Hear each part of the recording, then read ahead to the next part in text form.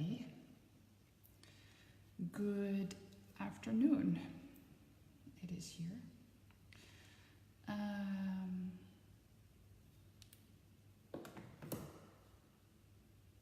Today I am going to be interviewing devotee Paul Williams. I was just having a call with him one-on-one. Hi, Paul.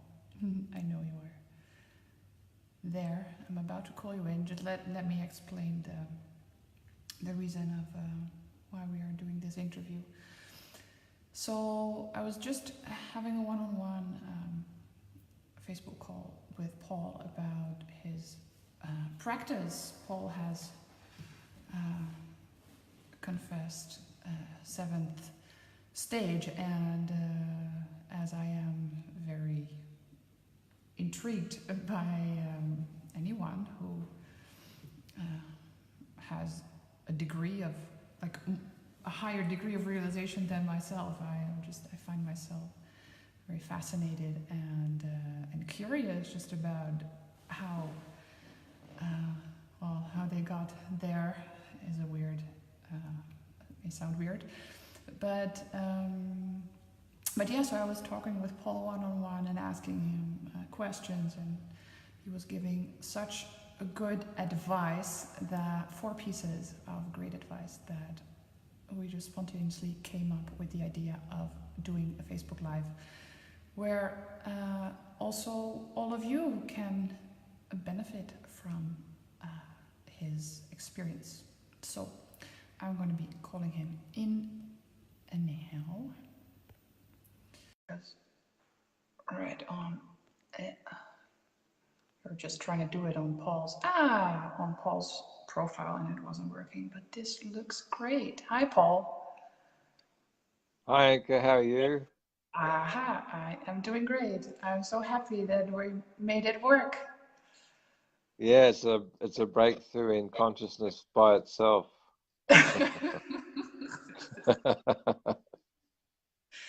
So thank you so much for being willing to share with both our Facebook friend groups just what we discussed one-on-one.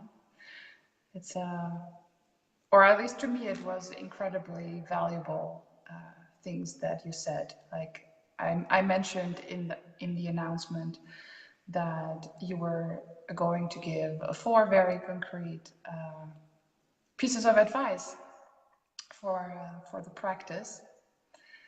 So, but can you maybe start off by sharing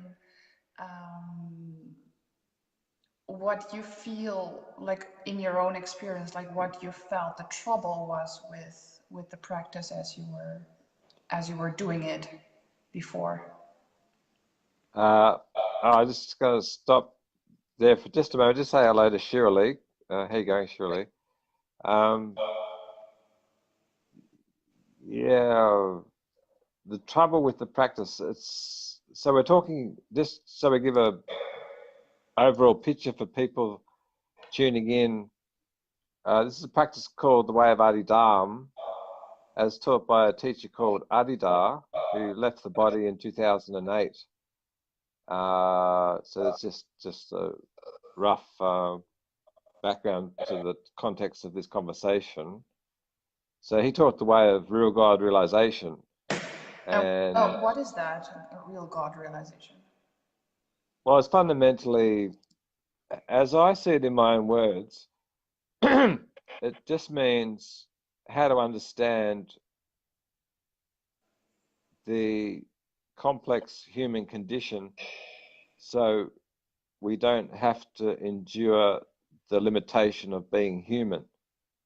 That's how I would understand real God realization. It's to transcend the human condition. The human condition is talked about as a limitation in so much of the world's literature and so much of the world's consciousness, as the human condition being a limitation. So Adidar came to resolve the human condition, or the human. But this sounds quite abstract to me, like the human condition is a limitation. Like can you name some, like, examples of what is such a limitation? What Well, does it look like? just well, just to me personally, it just felt like something was upsetting me. Just to be basic about it, that me being human, there was an upsetness to my condition. I didn't feel very good. What I, about that? just emotionally, like I think the human, what I mean by the human condition, or what's meant by the human condition, is an emotional state.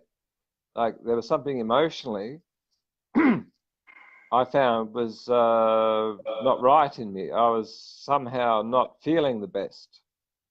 You could call it unhappiness, you could call it many things, but I just wasn't feeling the best. I wasn't feeling up. Like sometimes I would feel up, sometimes I feel down, but I never felt really okay. So the problem was feeling okay. Um, so maybe you can define the human condition as feeling better, or just feeling okay, just feeling like you should. Uh-huh. What do you think? What do you think? Do you think that pretty much describes it? Not feeling the best? Um,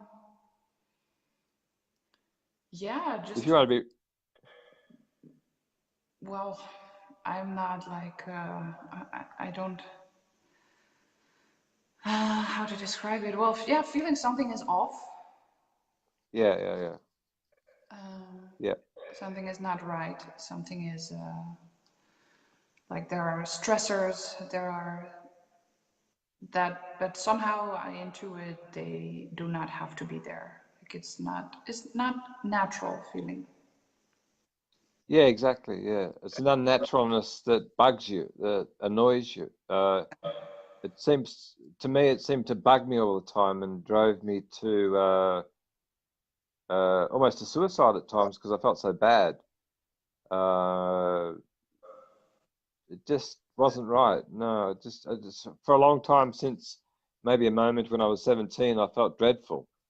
I felt absolutely fucked up and dreadful, and I wanted to work out a way uh, to not. I didn't think it, but I suppose subconsciously I was trying to work out a way to feel better. I see. It's about as simple as that, don't you think? It's pretty basic. You can go into all the technical descriptions of the self-contraction and the nitty-gritty, but fundamentally, you just don't feel very good. So I, then, what are the attempts that you made in feeling better? Do you remember? Mostly I would have a drink or something. I'd get drunk or take drugs or uh, that was my thing What to what drink. drugs? Oh, just simple drugs like anything that would take me out of the feeling of feeling bad, like maybe a cigarette, but mostly drinking was my thing to make me Mm. feel better. And whenever I had a good night drinking, I didn't feel so bad somehow or other. I still felt weird. I didn't feel completely radically happy, but I felt a lot better. It seemed as though I felt a lot better, but maybe I was just deluding myself. It seemed as though I felt better, but that was sort of like my only recourse to feel even a little bit better than I usually felt. Mm. So I think. did it last, the feeling of feeling better, or did it go away? Sorry. Did it last, the feeling of feeling better, or did it go away again? It didn't really remove the feeling. It sort of just took me to another place. Mm. Uh, Looking back on it, didn't really remove the fundamental distress. It just took me to another place. Uh, and Uh, how long would it last? only while I was drinking. Only in the session of drinking it would Mm. last. Mm. But even then, looking back, it really wasn't the answer. It wasn't wasn't quite the answer, but it seemed like it represented some distraction that made me feel that made a difference of some tiny fraction of a difference. But really, looking back, it didn't really do anything. So then, what else Uh, did you try when you realized that that wasn't working? oh, well, it was sort of like an unconscious movement to find Adidar, I think, or to find the real answer. I think unconsciously or subconsciously, my whole life was driven to resolve feeling bad or feeling this horrible feeling. It's pretty naked. It was just a driving impulse to resolve it through whatever means was available at any given time. I think that's the truth for me. What about you? What is the question that you're asking me? Oh, did you feel the same thing? Did you try many things to resolve this fundamental feeling of distress? Yes.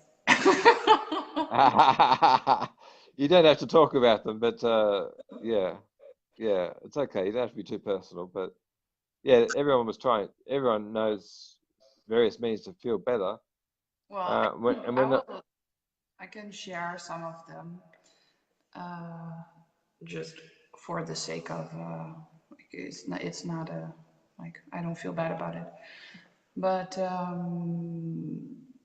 in distress, I remember drinking a lot of alcohol, a lot. yeah, Taking mushrooms and ecstasy, having sex, eating sugar, like very sweet, yeah, and fat, like greasy food, mm, watching porn, and residing to men, also resorting to men, and social media also, like Facebook has always been an amazing distractor. yeah, So those are my main distractions yeah, yeah, that yeah, brought yeah, me to yeah. the same point of wanting to jump off the roof and kill myself, like two New Years ago. Wow, Yeah. wow, yeah, So so I feel you definitely, like the struggle and the things. yeah. So Well, I think it's. Sorry, go on. well, I'm curious. Like you were in this amount of pain and really desperate to feel better. Yeah. So then, how did that lead you to a guru? Oh, good question. That's a very good question. That's a very good question. It's a very good question. It's funny as we're considering this, I'm realizing that it's always fresh, these considerations. It's like you visit it for the first time. It's like understanding comes through because you're revisiting the truth of your life Mm-hmm. or a truth inherent in your life without boring each other with technical descriptions of someone else's ideas. So if you're speaking from personal experience, it's like what drove me. I think I was pulled there by grace to recognize why I was here. That's my truth. Like it's not like I thought of it. I think I was drawn powerfully by the guru, maybe, or by God, or by some graceful force into his company and into realization. Like it was all not about me, it was about a relationship with grace. Mm. So grace brought me to the point of realization, and that's So all I can say. Yeah. so how what does this look like? Drawn by grace? It sounds a bit abstract. Oh, one day I found myself in a room looking at his picture, to be honest with you. And I found myself at an Adidam center somehow or other because I read something that turned me on about Adida or about God or about love or about the truth or about whatever is the realization of God. Mm. And I found myself in a room in front of Adidar's picture for about 3 weekends in a row, roughly.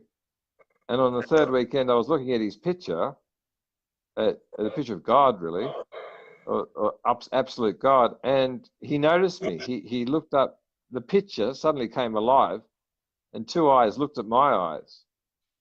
That's all I can remember. I was just watching his picture, and his picture was like came alive as if he was really there. He was really there. And he, instead of looking down, he looked straight at me across the room, as if the picture looked at me. And that was the first time I felt something about something in that moment, was when his picture looked at me. And he's never done it before that time, his picture looking at me, but he looked up and looked straight into my eyes. It was an unmistakable moment in my life. The picture looked at me. I know it might sound unusual, but And then his eyes. what changed? I don't know. It's just from that moment on, I felt the mysteriousness of all I sought was right there in that moment. The mysteriousness of the whole motion of my life was somehow radically progressed from that moment that he noticed me, because I felt like I had a relationship with God, for real, with God. I thought I had a relationship with God, and I felt blown away by that. Did you feel that you had a relationship with God as of this moment?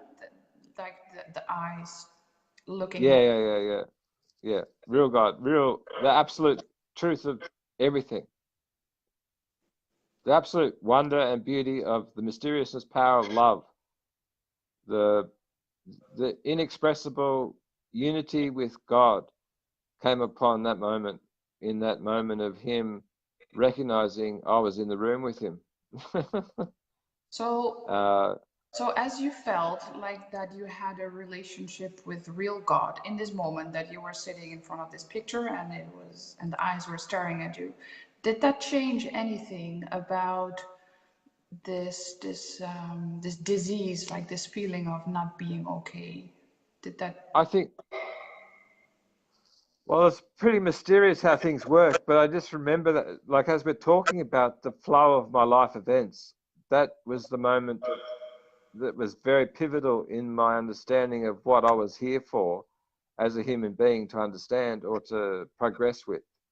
That was a pivotal moment in my life that made sense to me on some deep level, or some fundamental recognition level, or something, that my life was about this, looking at his picture and him looking at me. So your life is about looking at a picture, like A how mercy, like an image of Adida, yeah. and you felt that your life is about that. Well, I felt like there was something about that that was inexpressible, like it was just like a magical moment between two lovers, if you like, or two spiritual lovers, where we met and we looked at each other's eyes and we were gone forever. It was just as simple as that. So, God forever in the beauty of truth. Yeah. so something very special happened in that moment, but then I imagine you walked out of there also. I can't remember after that. I was destroyed. I was destroyed. In some fundamental sense, I forgot. I wasn't here anymore. I was disrupted. I was utterly disrupted, and my life course had been disrupted. I was shattered. I was shattered. Some part of me just wasn't available to suffer because I was distracted. Yeah. Distracted by this man. This mysterious avatar, Adida. Yeah. So did you Uh, then become a devotee, or did that, like, what happened after? if you remember. Uh, I can't remember. I can't remember. I can't remember. I can't remember. I just got completely distracted with something else than my suffering, and I never returned. I never kind of felt ever different than that moment on. I think, to be honest with you, or forever anyway. I just totally forgot about it. So Yeah. did what you were doing in your life, like did it look different? Or was it just on a feeling level that you felt different or like I think, to be honest with you, I think something replaced my suffering.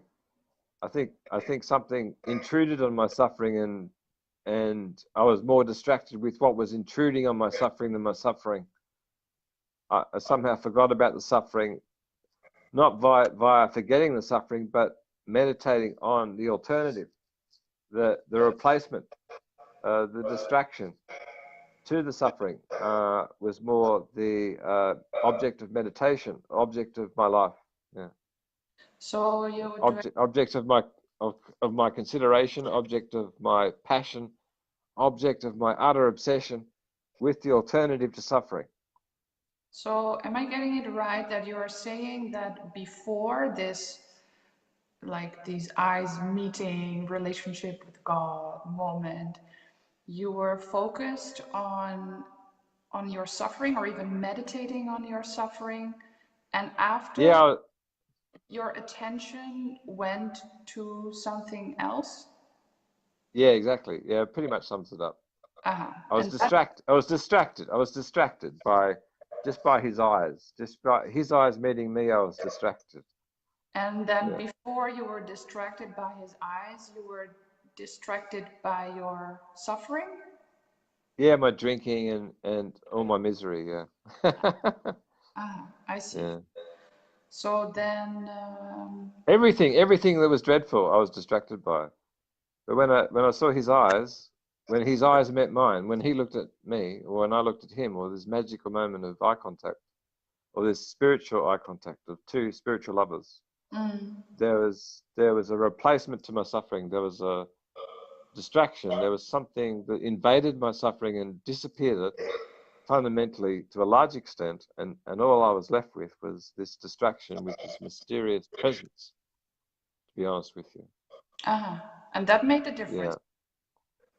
Well, I can't remember much more than that.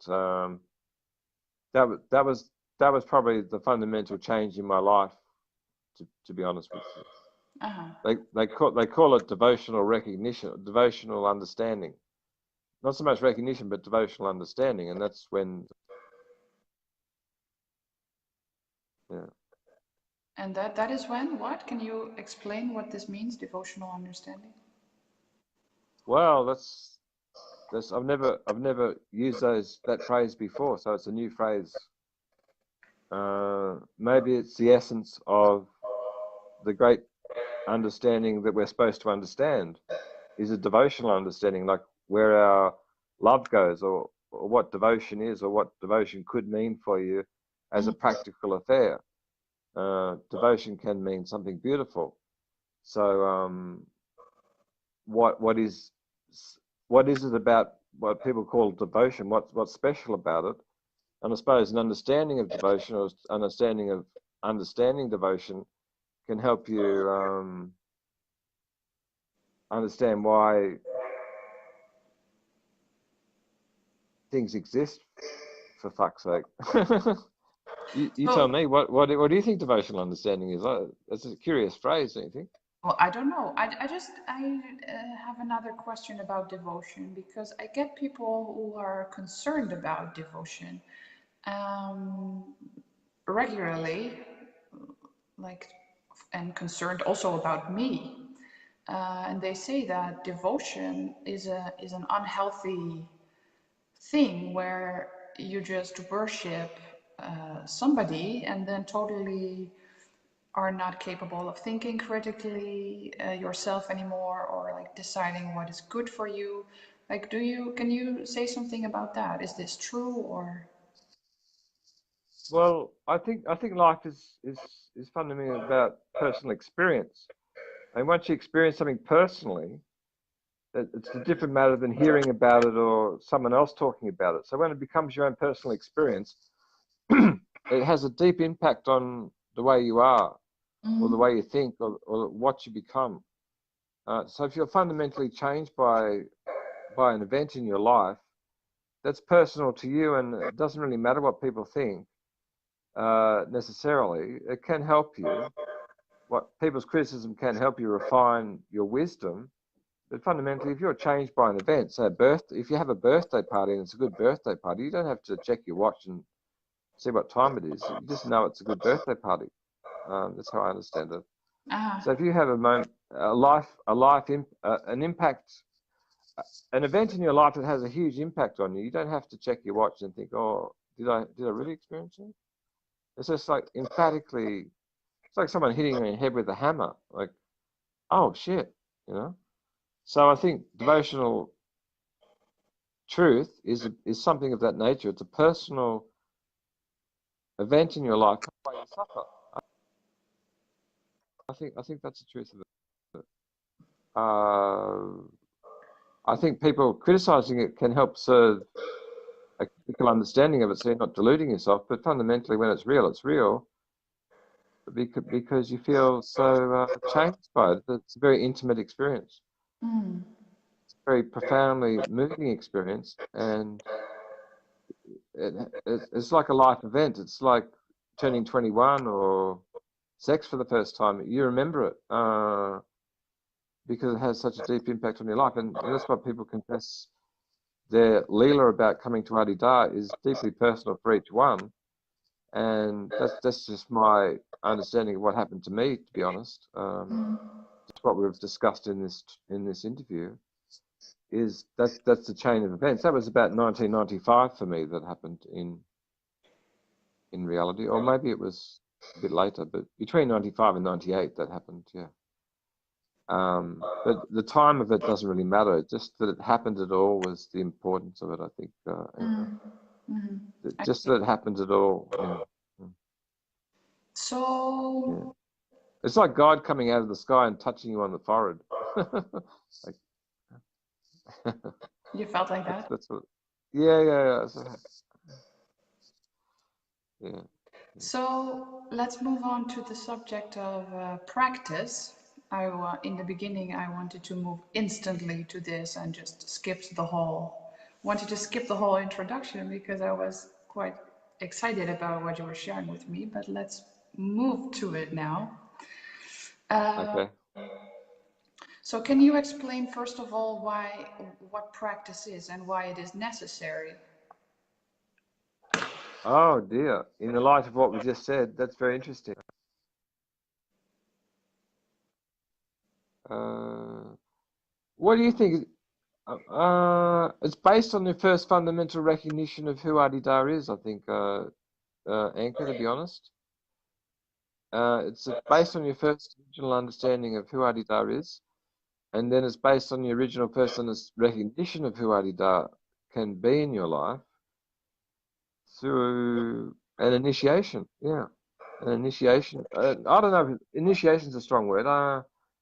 Maybe just this fundamental life event of coming into the sphere of the master, the true master, the wisdom master. I like that. You like that phrase, wisdom master? That's nice, isn't it? The wisdom master. We're inventing new phrases here: devotional understanding and the wisdom master. There you But I, go, Anka. but I'm Devotional understanding of the wisdom master. Yes, but this is very abstract what you are talking. Like why practice? What is the thing of Well, well, to return to the original understanding that you received when you had a blast of divine touch. You have a blast of divine touch, and to return to that original wisdom of how profoundly moved out of suffering you were, you return to it.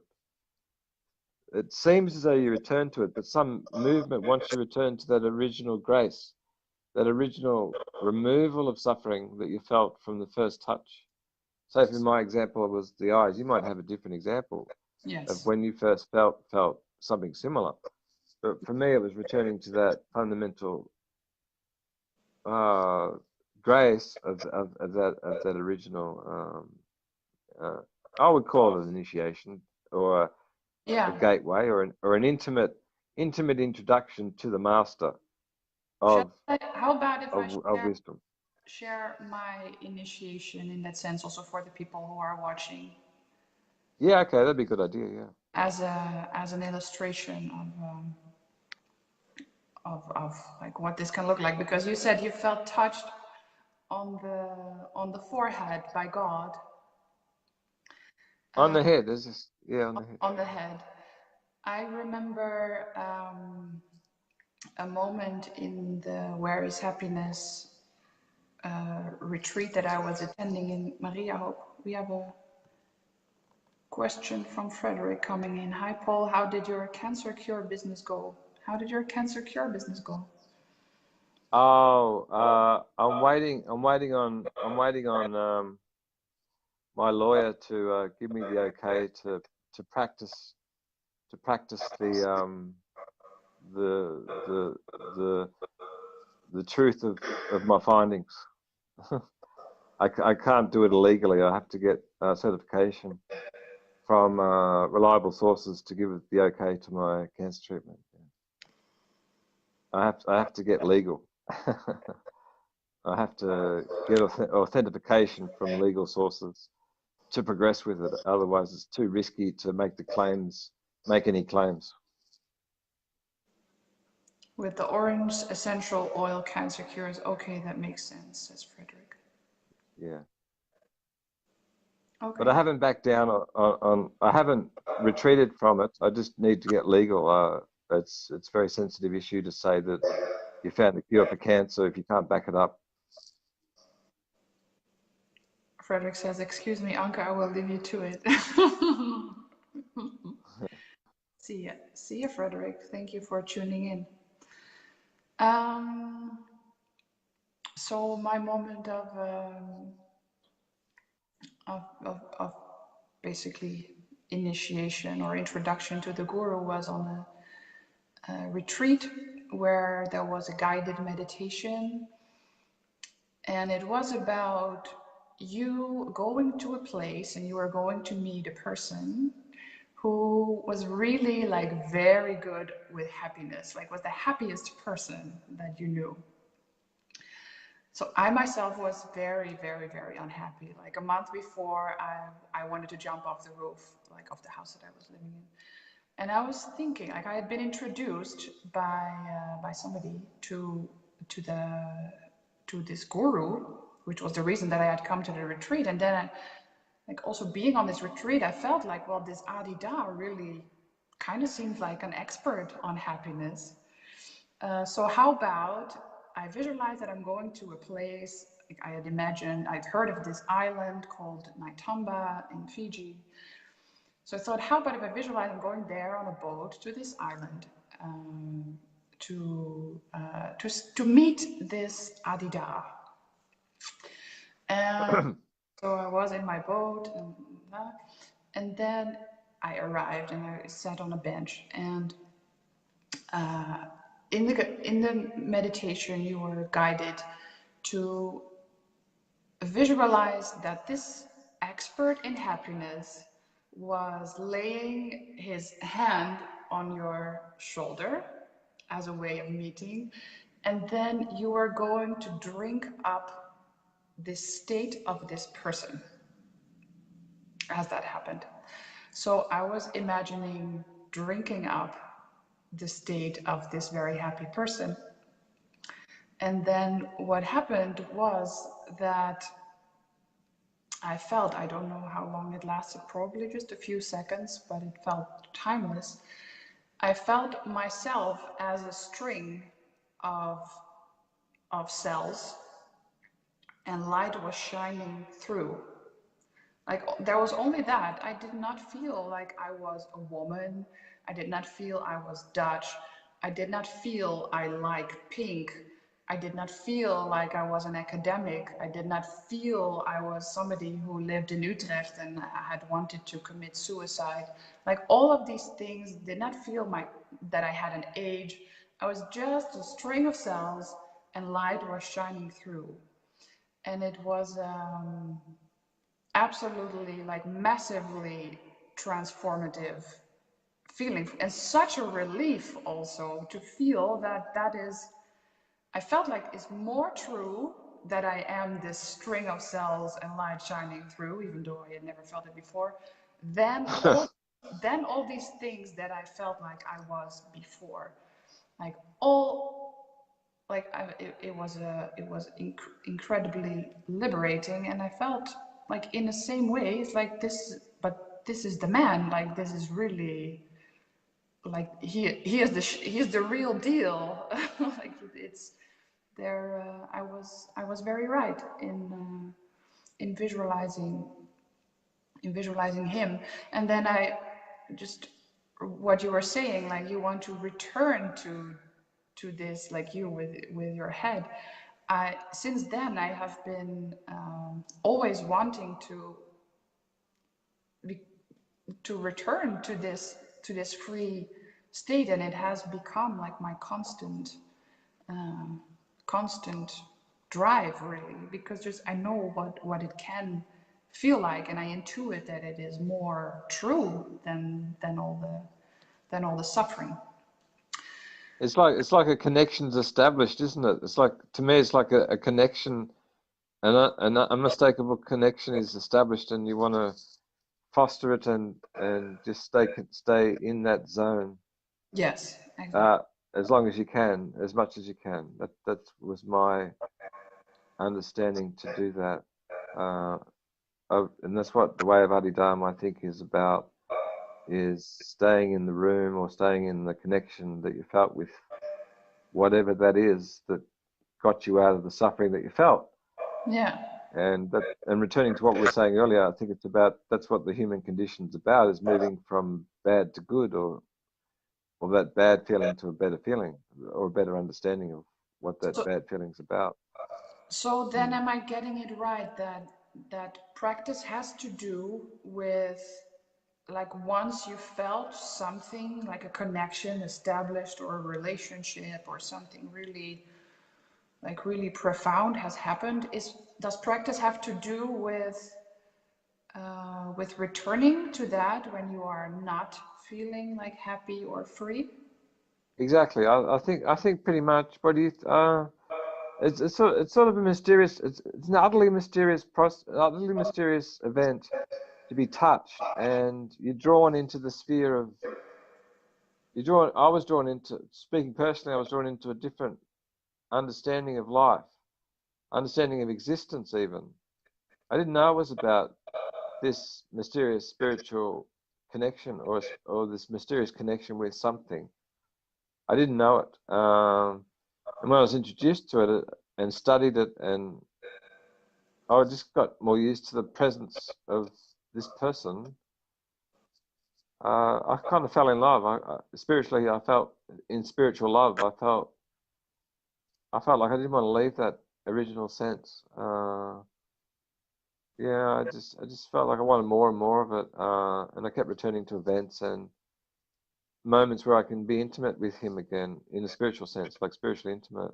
Mm. And I didn't want to lose that thread. I didn't want to disconnect from that original sensation of um, perfect connection with love itself, or God itself, or whatever you want to call it, the mysteriousness of being free of the suffering. Yeah. I see. Mm. And what in your, because you have been really making a life project out of this, I got the impression. Um, Uh, what what are ways that you have, like, from your personal experience, you feel that are the most effective of returning there or even staying there always? well, it's always creative. It's a creative. It's an infinitely creative understanding of what actually makes a difference, I think, personally speaking.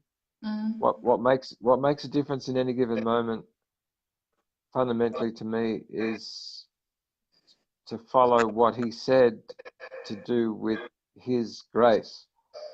To me, it seems like working with his grace, as he describes how to work with his grace, is the best instruction. That's what I feel, if that makes sense. Like what he said about how to relate to his grace is key to understanding how to make his grace available to you.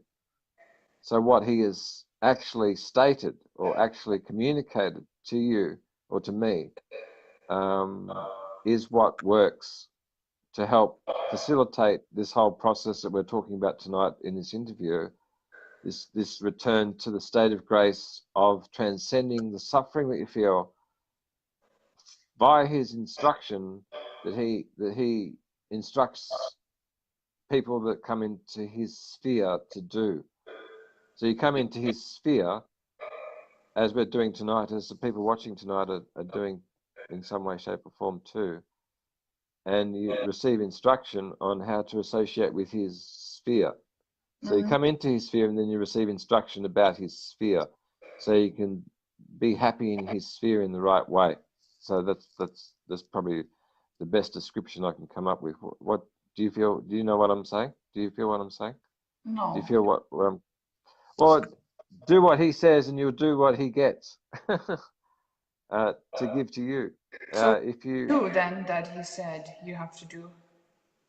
well, fundamentally from memory, he said to turn your life around and start doing things differently than you've done before to make it better. Oh. Well, the core, I think, what was the four? Now this brings into the 4 points that we mentioned earlier in our. What did we say was the first point? You might jog my memory to the 4 points. The first one that you mentioned to me was self-generation. Okay. Well, I think from experience, what brought me to my level of understanding of succeeding to be with him always, if you want to say that, how to be with him always rather than sometimes. I think that's the key anchor. How to always be in the state of happiness or in that state of spiritual intoxication or spiritual beauty. In this? How to always, that moment? yeah, you could say this or this or this or all over the body. How to do it. There's an instruction to do it, and you can be in his sphere eternally, forever. That's what my finding is. You can be constantly having that moment that we talked about, non-stop, not without thought, without doing anything, without understanding a thing. You could just be removed from that suffering that you used to feel, that horrible feeling, that bad feeling that drove you to sex and drink and drugs and blah blah blah blah blah.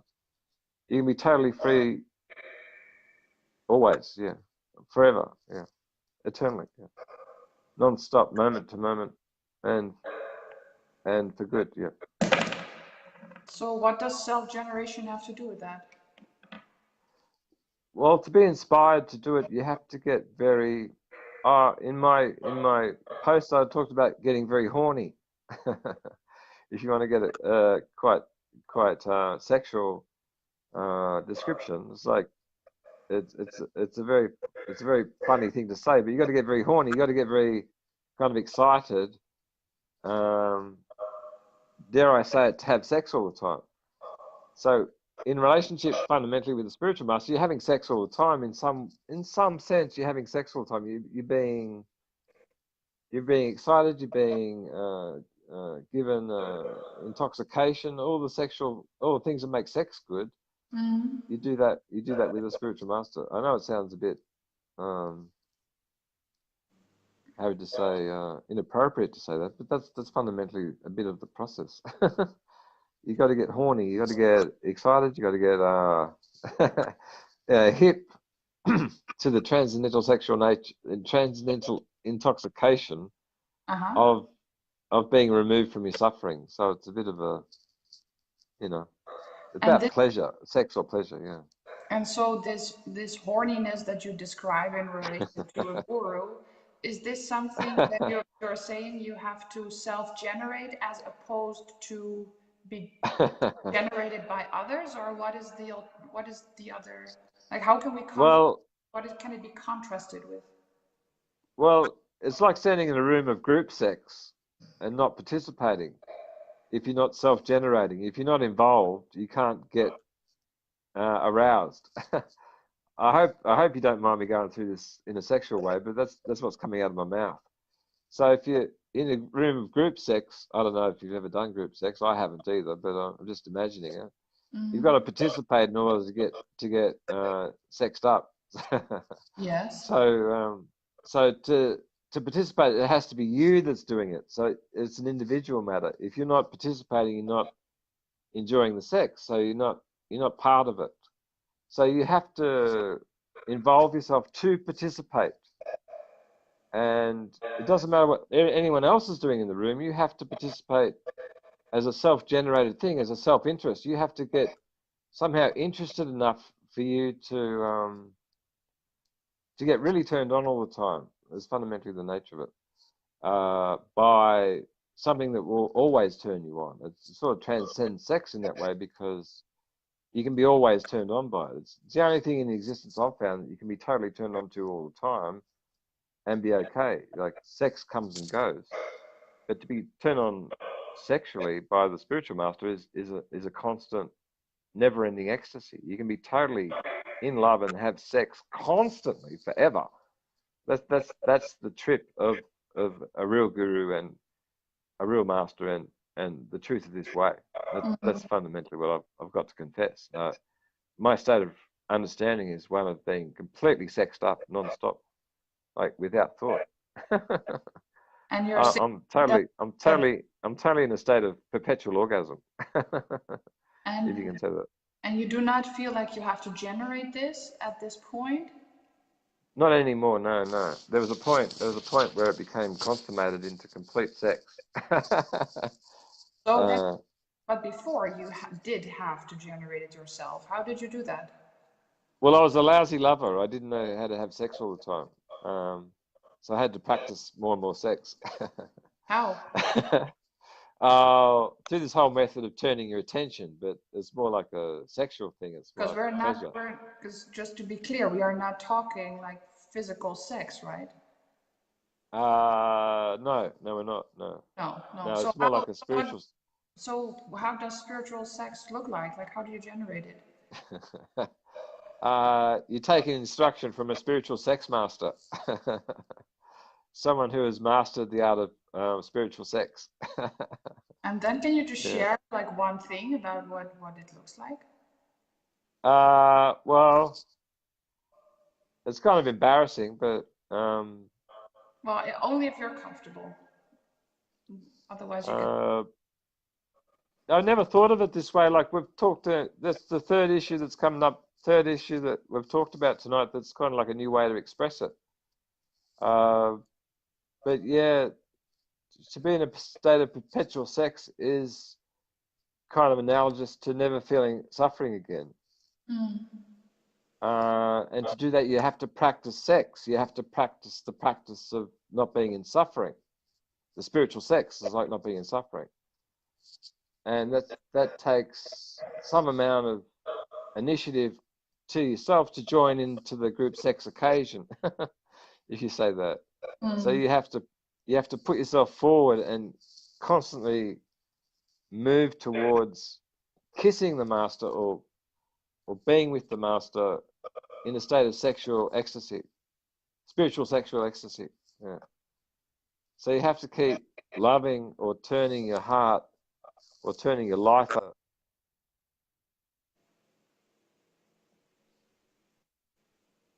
That's how I'd understand it. Uh-huh. Okay. Yeah.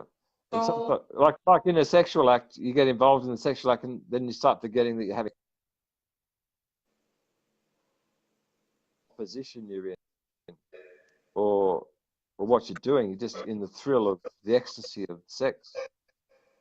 So, Same with spiritual sex. You get so involved in sex with the spiritual master, the spiritual sex of the spiritual master, that you just forget about it and just run with the ecstasy of it and forget about your suffering. Yeah. okay, so the first thing, like the first practice, is to self-generate spiritual sex with the master. Yeah. Any, Spiritual, any, intoxicating sex, intoxicating. okay, Love spiritual sex. Love spiritual sex, I'd call it. Yeah. okay. Love spiritual sex. Yeah. Do you have anything that people, like videos that they can watch or books that anybody who wants to get into that can read about this? Well, pornography might be a start. Just any pornography? I'm being funny. Oh dear. How do we get in these conversations, Anka? I don't know. But anyway, I'll keep going because it seemed like a good thread. Oh, Is it maybe. making sense to you? Is it making sense to you? Is it making sense? Oh. Well, yes, because you're saying like this is the first of your four advices, Yeah, as you. yeah, yeah, So I'm thinking if somebody wants to like do more research on that or apply it, they should yeah. have like a hint of where to go next. Yeah, I understand. Yeah, yeah, I understand. Well, that's a good question. That's a good question. That's a good question. That's a good question. Yeah, that's a very good question. But you say Um, watch porn. uh, yeah, good question. I'd have to pause here because I really can't say more than what I said. I just have to pause because I can't. I just find myself I can't say anything more than what I've said. Okay, well that's fine. Uh, If you do come up with something, you can post it below in a comment after. yeah. Okay. Okay. Yeah. Okay, so let's move on to practice number 2, which you told me is understanding the Oedipal. Yeah. Well, to have effective understanding of life, I think you've got to transcend what's causing you the most bondage. And bondage What is bondage? is encapsulated in what Adida describes as a treasure consideration that he introduced to devotees in the form of a book about what is limiting us fundamentally in an emotional, sexual way. So, in other words, it's saying what's stopping you from having erections, or for a woman, what's stopping you from having orgasms. You know, there's a reason. There is a reason why we're not free sexually as beings, and there's a reason we're not feel emotionally free, because emotion and sex pretty much are intertwined so fundamentally that there's virtually no difference between the two, as he says. But in reality, they're pretty much a constant stream once you get to the end of the way. Once you get to the end of suffering, you just in a state of perpetual emotional understanding and emotional freedom. So this is this the second or the third point we're talking about? Is this the second? Second, yeah. So to understand what's fundamentally most bothering us is what Alida talks about as the Oedipal consideration, or the consideration of what limits us fundamentally as human beings and that is sex, or what's limiting our erections, or what's limiting our orgasms And in a fundamentally why is it so important to fix that? well, the limitation causes us stress, caused me stress as a personal understanding. I didn't feel free. I didn't feel happy. I didn't feel at peace. And that comes back to our original talk as we started this consideration tonight about feeling bad. Like I was introduced to the touch, as we said, but then I felt bad still. So Adida wrote this book about the treasure consideration to remove or to unleash the energy that's stuck in feeling bad on a deeper level, or on any level that makes you feel bad. So it's just a way of not feeling bad anymore by understanding more about that bad feeling or the dynamics of that bad feeling or why that bad feeling is limiting us. And for some mysterious reason, that Oedipal consideration, or what's considered in his book, the treasure consideration, somehow removes every obstacle about the drama of misunderstanding the core issue in our life in an emotional sexual way, or the emotional sexual drama or dilemma. So to remove that drama or dilemma, I highly recommend understanding what he wrote in that book as a fundamental. Like in my course of practice, that book and that returning to that constant sex with the guru, or the constant spiritual sex with the guru, were the two fundamental things that brought me to the level of constant sex with the guru and never suffering again, any way whatsoever. So, So those so emotions, and you're saying emotional sexual things. bondage or limits, yeah, limits. Okay, so that is a very important, because I would say like emotions, like you have emotions and you have sex, they are like just two dimensions of life, right? There is also like mental and physical and spiritual, so it doesn't, so how are these two so important? Well, I think what he said, he stated quite plainly that it's an emotional drama that we're having fundamentally. The breakthrough is emotional. So that's how I understand it. The whole issue of spiritual life or the human condition is emotional, emotional sexual. So if you can understand how you're limited emotionally, you feel good. You either feel bad or you feel good. So you want to feel good, you learn how to feel good. That's just life. You know, you want to feel good or bad. That's how you can describe life altogether. You want to feel good or you want to feel bad. So learn how to feel good. Um, you feel good mentally because it's emotional feeling in the head. Uh, the bliss in the head's a good feeling. A good thought is a good feeling, so you're feeling good as opposed to feeling bad. So it's emotional. So your head is emotional. The mental is emotional. It's not some sort of separate thing that's not emotional. It's emotional too. The whole being is emotional. Is sensual. Is a pleasure of either feeling bad or good. So with the treasure consideration and returning to the spiritual ecstasy of the spiritual sex, so to speak, with the master, you always feel good eventually. And even in the moment of feeling good, with the consideration, you're feeling good. You're feeling that spiritual intoxication you felt with that first touch that we originally talked about tonight. Yeah. So that's how the treasure consideration can help understand why you feel bad, or the issue of feeling bad, or the whole mechanics of the bad feeling in a conceptual way, or a magical way that he introduced through writing the book, or writing the things in the book, that, or the consideration more so of the things in the book, how it pertains to you personally as a limit on you feeling good with his spiritual baptism, or that spiritual intoxicating love sex God feeling of having perpetual sex with the spiritual master, or perpetual spiritual sex with the spiritual master. Yeah.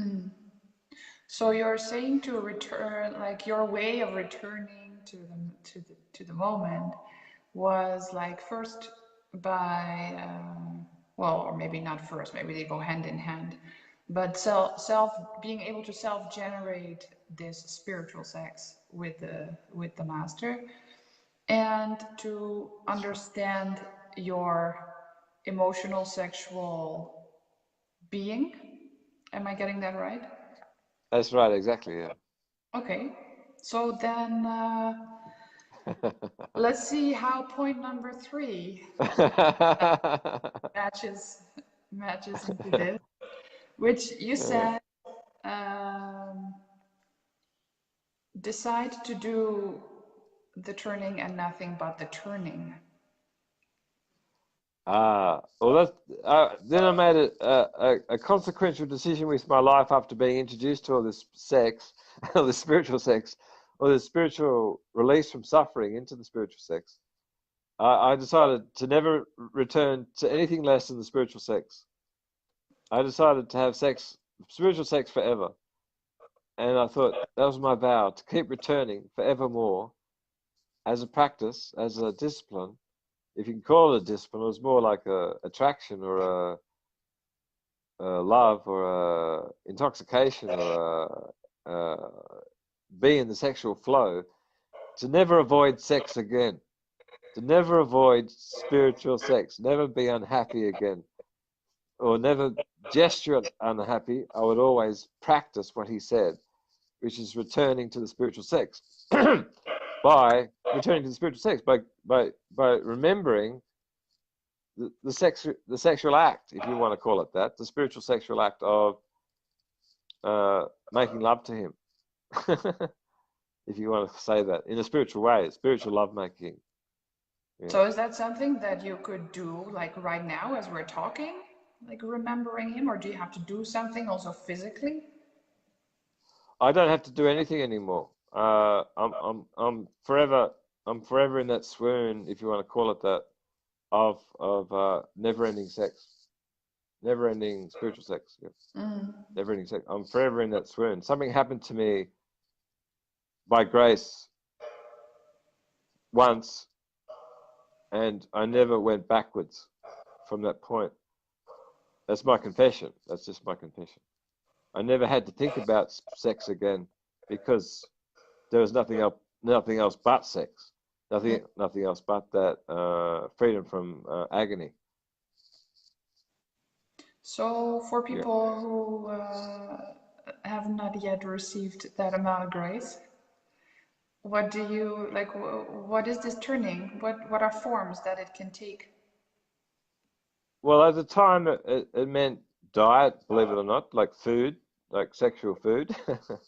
What what um, what is sexual food?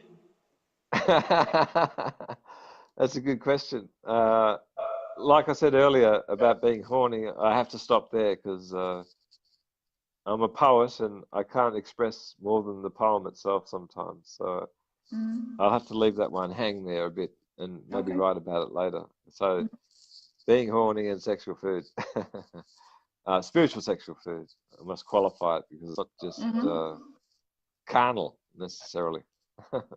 Uh-huh. Yeah, yeah. Okay. And then fourth point, Yeah, fourth yeah. practice, piece of advice. You said seek out people that are on fire. What do you mean by that? Ah, just now Simon is tuning in. Speaking G'day, of Simon. speaking about people who are on fire. So do explain, what do you mean by that? I'm at the point of bowing down to the master, Simon Pritchard. So I got to pause here because he's such a lovely guy. And He is. uh, uh, Simon, we're trying to experiment here with live interviews, as we talked about once before. And this is our first attempt. So please excuse the feebleness of this event. We are so humble. I can't read him because I lost his connection on Facebook, unfortunately. So I don't have any. I can't. Oh, here he is. Yeah. Oh, I can see him now. Yeah. He's sending love. I will send some love back. So do explain. If you feel ready, you can also Well, say. the fourth point. Please, you. So the fourth point. What was the fourth point we discussed? You said seek out people that are on fire. Yeah. What? Who And then are those? amazingly, Simon. Oh well, we're entering a new level of consideration because Simon's here because I feel a connection with Simon that's kind of profound. So I'm just still with it because I feel his presence, even though I can't see him. Do you want to join the conversation, Simon, and appear on screen? That'd be wild. So I feel him. I feel Simon. So it's on a new level now. I feel him too. Yeah. Oh, let's see if It's he on a wants. new level. See if he wants to join. And Simon says you are excused for whatever you were just saying.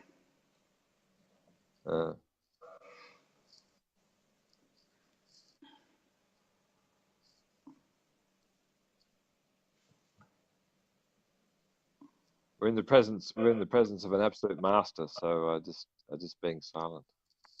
Oh. Okay. Okay. No worries. Huh? I see him say I won't join. Yeah. No worries. Yeah. No, we are already joined. I know. I feel it, brother.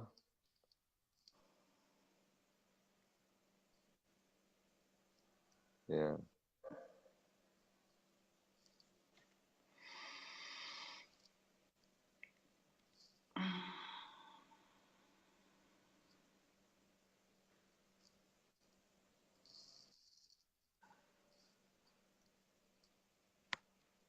But as we're sitting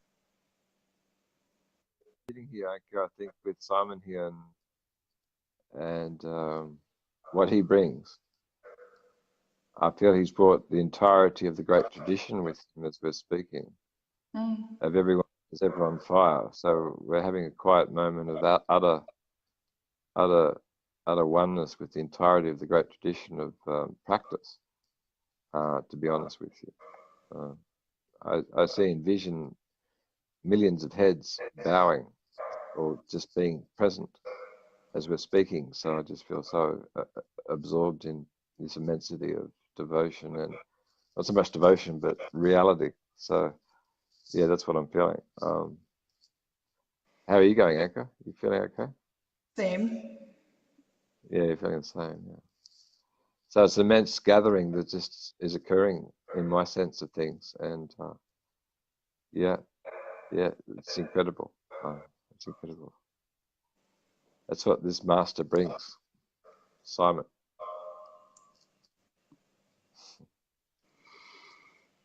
Yeah, man. Yeah, man. Wow.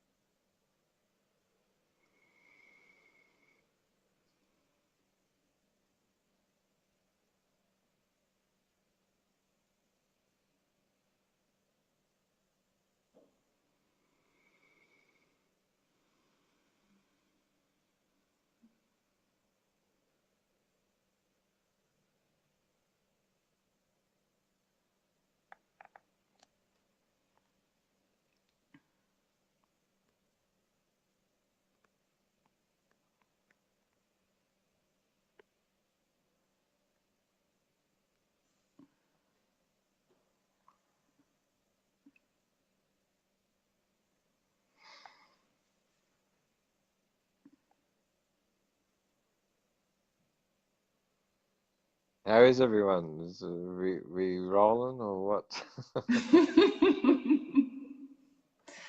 I ran out of words. uh, I'm just basking in presence. uh, But do feel free to talk about seeking out people that are on fire. I'm in the great presence of Simon Pritchard. I'm sort of like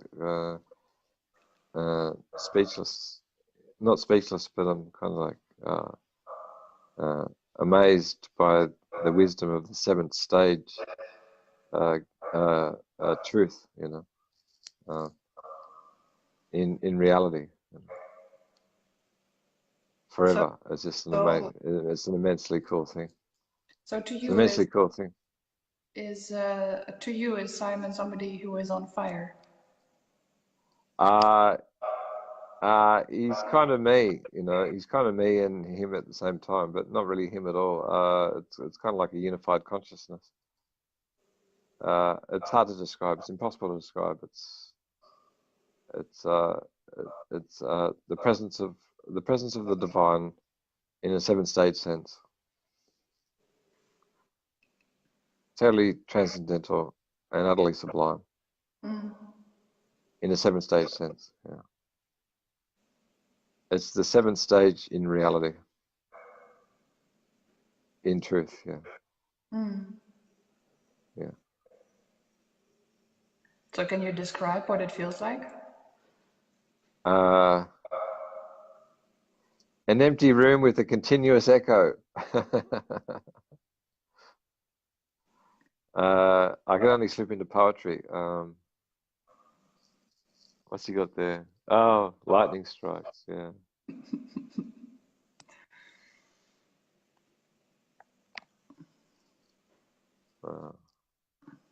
It's funny we're having this conversation, Simon, and I can't see you, but I can intuit the beauty of the 750 billion souls present with us at the moment.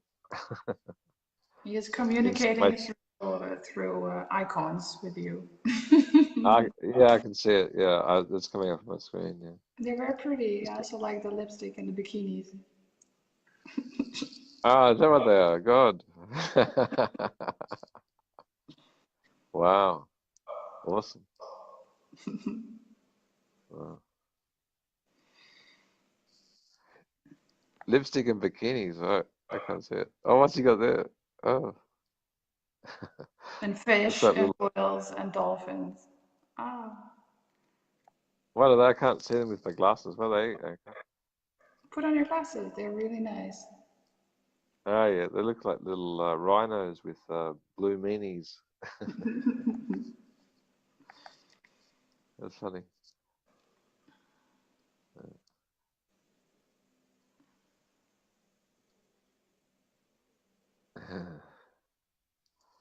Oh, he's got some more. He is very creative with them. What are they, Eka?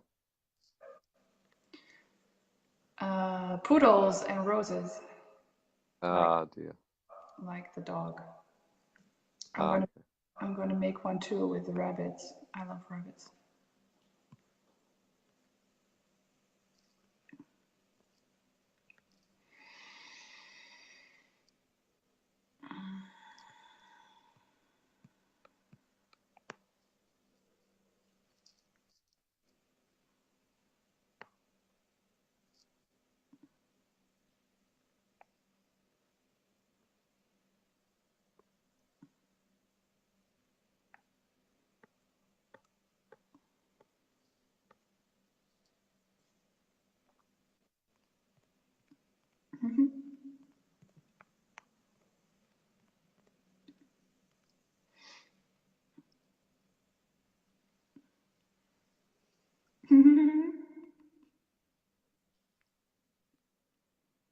Rabbits and sheep.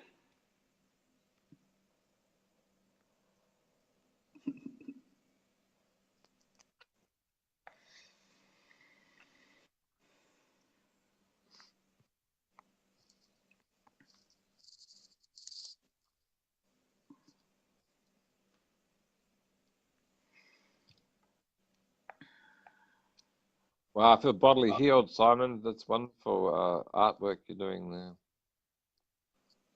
I feel bodily healed. I feel exploded, then bodily healed.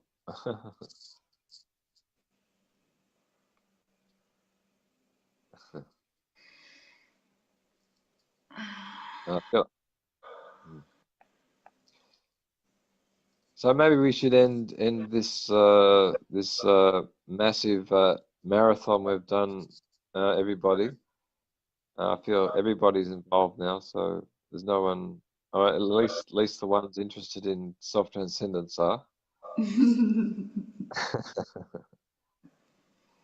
I'd love to hear your feedback, Mr. Pritchard, on tonight's foray into the Facebook medium. Beautiful, yeah, yeah. That's wonderful. It was to express the beauty and sublimity of coming into a guru's spiritual love sex sphere or love sphere, and uh,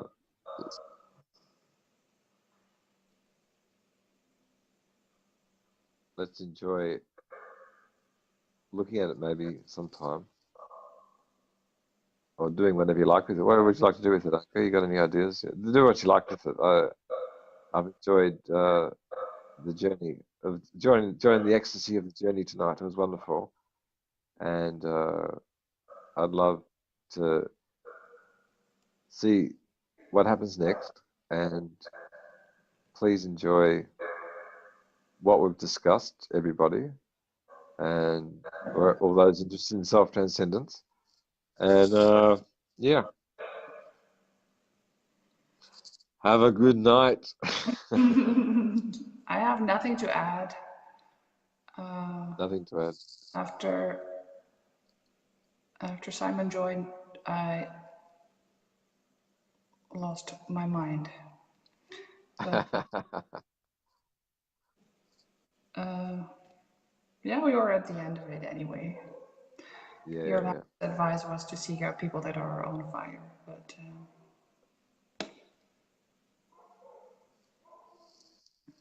Duh. it's clear to me what you mean by that. I hope it is true for the people who are watching this later on either Paul or mine's profile. Paul, if anybody has any questions about what you said, how should they, like, can they ask you questions? And I think they should all go to Simon Pritchard and ask him. they There you should. go, Simon. I've nailed you.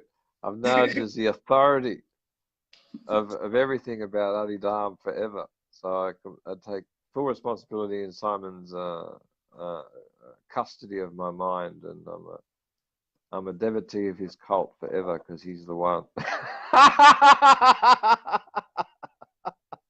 Okay, so any questions, go to Simon. No, I'm only joking. I'm only joking. I just love to stir up the pot. No, I love you, man. Can't help it. Yeah.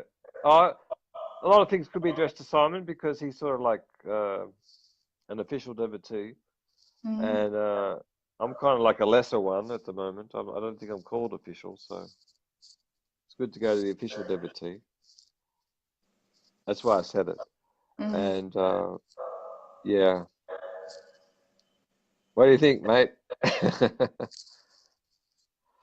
I can't see him, so it's a bit unfortunate. I'd love to see him while we're having this conversation because I can't see his face. I think he's laughing.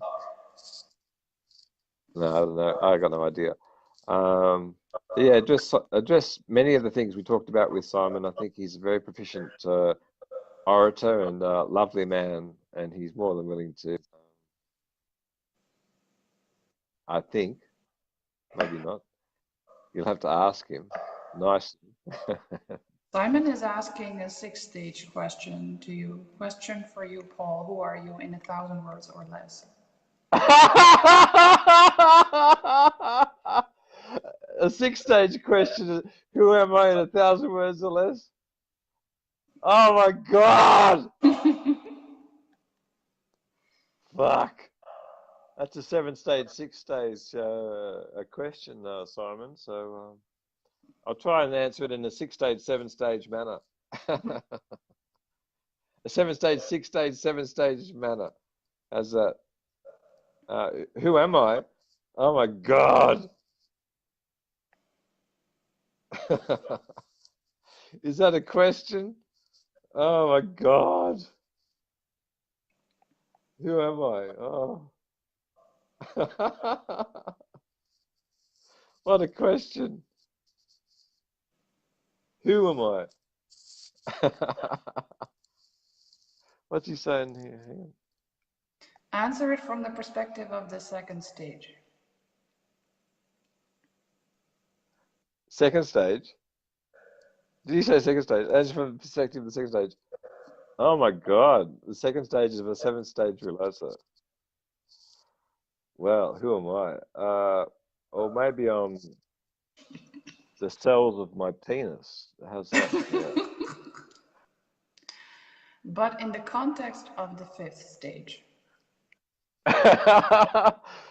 The cells of my penis in a transcendental ecstasy rising to the Sahasra.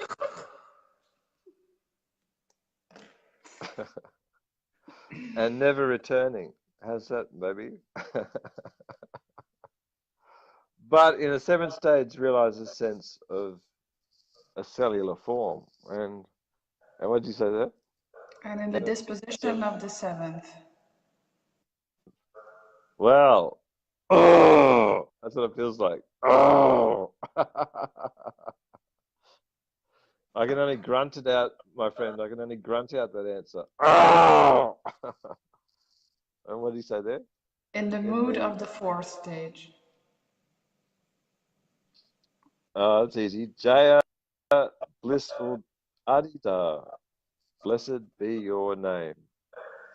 May the heavens sing forever, as though I never came. Da.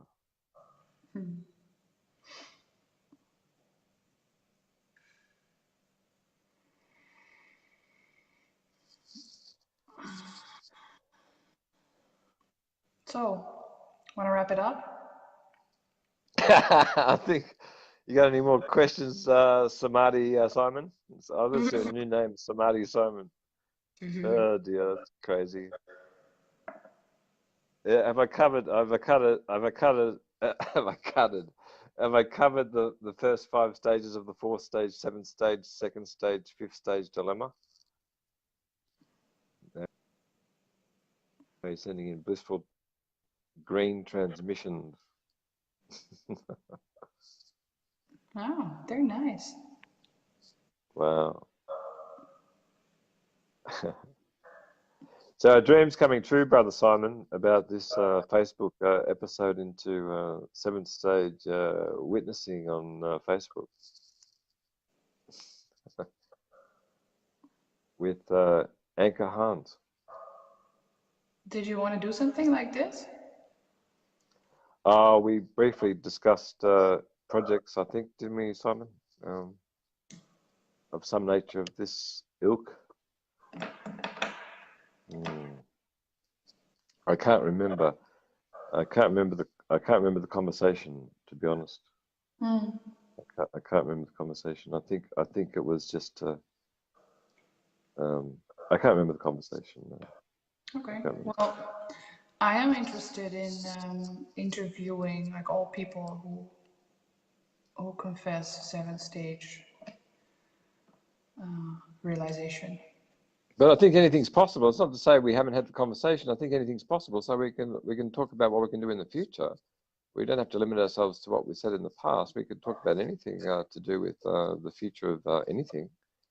We could talk about ice cream puppies and beautiful pink incarnations of toadstools generating massive amounts of bullshit everywhere on Earth. We could talk about that. Lovely. How's that, baby? It'd probably make as much sense as talking about the 2nd stage sexual orientation of a 7-stage master, you bastard. But lovely to introduce the perspective of a 2nd stage adept into the room as Anchor Hans, the 2nd stage adept of red beings. Ready to fly.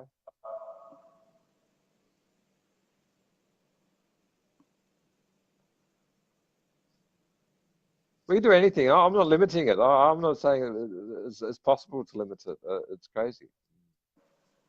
It could go anywhere. It really could. Okay. Well, Yeah. sounds cool. I'm up for it. Yeah. Um. So seriously, But shall I don't. No. Just the movement of the city, the movement of the power of the oneness that we feel. I'm just moved about my left shoulder. My left shoulder is feeling something. My left shoulder is feeling something, and it's connected to my left arm, holding the phone. So I'm feeling something. Yeah. okay. So that's where my energy's going. And then I'm noticing your right shoulder anchor. So that's what I'm feeling. Yeah. Don't worry. Doesn't matter. I'm just feeling. No, it doesn't. But it's nice that you can feel my right shoulder. Yeah, yeah. And then I feel my right shoulder. So I feel an intense understanding of God just by doing that. Mm. Yeah, I So feel an intense understanding. you think that like our shoulders are now like somehow etherically connected or something? Oh, I don't think there's a limit on the potential of happiness. That's what I'm feeling. Mm. But nothing to be invasive about. I'm not trying to be invasive. I'm just being sensitive. Mm. Yeah, yeah. But that's okay. We can drop it now. We can just calm down. But I just that's what I'm confessing. That's just my confession. Yeah, Yeah, I I don't feel can. it's I don't feel a separation from anything at all. See, so I'm a bit funny. Um, Jaya, Guru, Adi. Yeah, so yeah.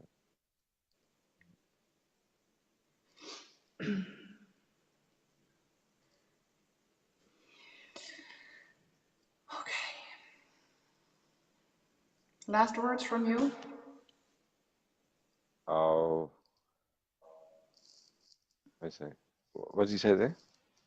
I can't He read is it. the he is the light that shines through the darkness. Uh,